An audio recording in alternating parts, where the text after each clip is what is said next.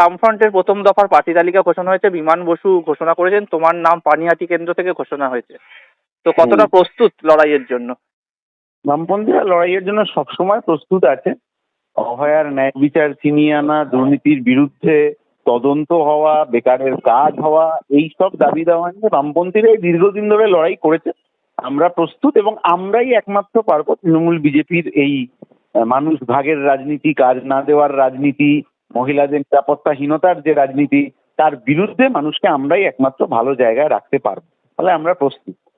তো গত বিধানসভা নির্বাচনে যে আমরা পানিহাটি দেখি, সেটা কংগ্রেস কন্টেস্ট করেছিল, কিন্তু সেখানে বিজেপির একটা ভোট অনেকটা বেড়েছিল। তো সেখানে জোটের প্রার্থী তৃতীয় স্থানে, অনেকটা কম ভোট, সেখান থেকে তৃতীয় থেকে প্রথম হওয়ার লড়াইটা কিন্তু অনেকটা কঠিন, কি বলবে? লড়াই সবসময় বামপন্থীদের জন্য কঠিনই হয়, কঠিন হলেই তো ভালো। কিন্তু যে মানুষ তৃণমূলের বিরুদ্ধে বিজেপিকে ভরসা করেছিলেন, আজকে চোখের সামনে তিনি দেখছেন যে তৃণমূলের বিরুদ্ধে লড়াইতে বিজেপি কিছু করতে পারছে না। চোখের সামনে প্রমাণ যে তৃণমূল থেকে বিজেপি আর বিজেপি থেকে তৃণমূল, লোক যাতায়াত হচ্ছে, অনেক কথা হচ্ছে, মিডিয়ায় ভাসছে, কিন্তু কাজের কাজ যে দুর্নীতির তদন্ত, সেইটা হচ্ছে না। তাহলে মানুষ বুঝতেই পারছেন। অভয়া কাণ্ডের সময় আমরা দেখেছিলাম যে পানিহাটির জনতার মধ্যে একটা রোষ, সেটা সরকার বিরোধী বলতে পারো। সেটার কি কোনো ডিভিডেন্ড তুমি পাবে, তোমার কি মনে হয়? জনগণের রোষের ডিভিডেন্ডটা যে সরকার পাবে না, এইটা গ্যারান্টি।